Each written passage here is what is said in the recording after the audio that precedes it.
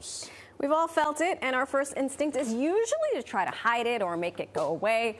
We're talking about shame. But what if we're trying to get rid of it and it's giving it more power? That is the question that we have today. That's right. Our next guest, Dr. Frank Spinelli, author of The Shame Compass, says learning to understand shame can help us turn self-judgment into self-understanding. Welcome, Doctor. Yeah, thank you for having me. This is universal, right? First, describe what shame is, because you think shame is, it goes in a number of directions. What is shame and how is it felt? Well, shame is a human emotion, and you experience it in the body, and it's attached to some biological function. That's why saying you should suppress shame is ridiculous. It would be like saying stop being happy. Mm-hmm. Right. You can't do it. Yeah, you say trying to get rid of shame is actually makes it stronger. Gives more power to the shame. Right. Yeah. So imagine shame is like a beach ball, and you want to suppress it, and you hold it underwater. Can you do it? Yes. But then something happens.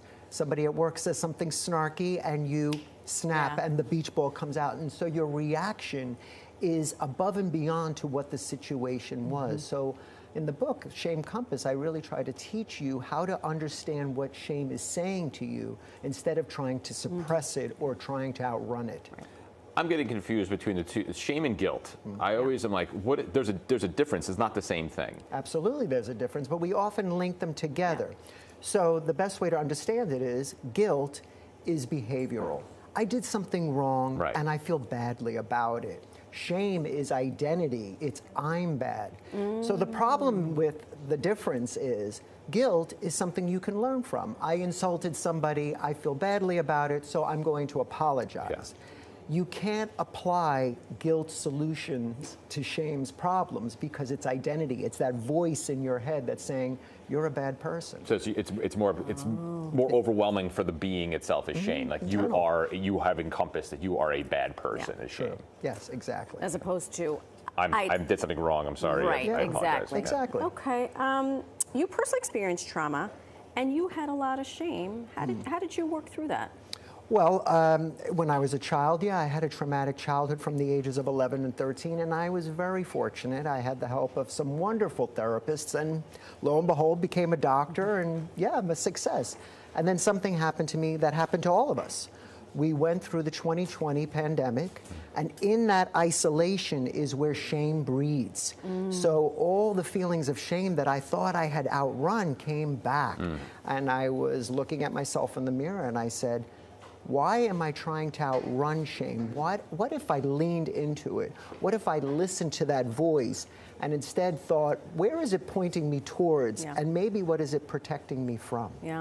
There's something called shame literacy, and it's something that we should all be acclimated with, right? Absolutely. Well, that's another one of the steps that I teach in the book is really trying to understand that voice in your head, because you're going to get trapped in shame spirals.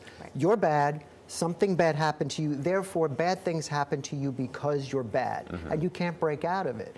So in the book, I teach you how to understand what is the thoughts that is coming to your head in that voice, and learn to differentiate what are the thoughts and are they facts, because most likely that voice in your head is not your own. It was installed by someone else, maybe when you were young, or maybe like an ex-wife or a husband, when you were traumatized and you didn't have the language to fight back, and so you installed it in your brain and you listened to it. Right. And I think sometimes like your own experience, you thought you had dealt with it, but then at the least convenient moment, be alone with your thoughts and COVID, and next thing you know, somebody says something. You talk about self-judgment and moving from self-judgment to self-understanding. What is that? How do we do that?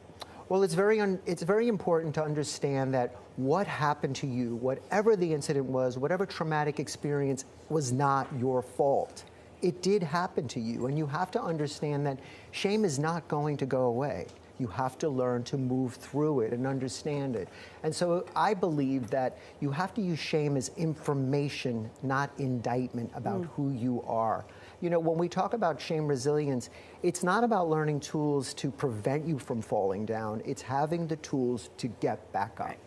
Is there a personality type that's more susceptible to shame that you found in your experience?